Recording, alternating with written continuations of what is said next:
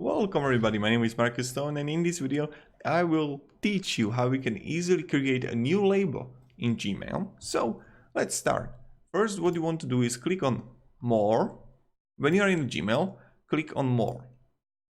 Now go down, down, down, and you will have it here, create a new label. Click on it, and you can please enter a new label name. Let's name it Not Important Mails.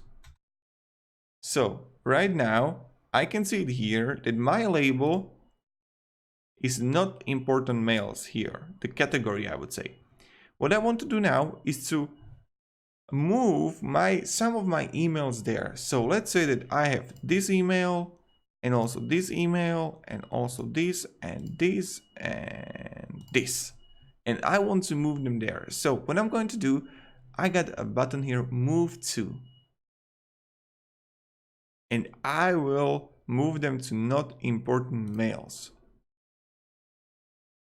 And now they are here. How easy was that, right? So this is how we can create a new label. Thank you very much everybody for watching. If you enjoyed this video, you can support me and subscribe. I'll be really thankful for that. And also write me down below in the comments what else would you like to learn, and I will make a video on it. Thank you everybody. Have a great day and see ya.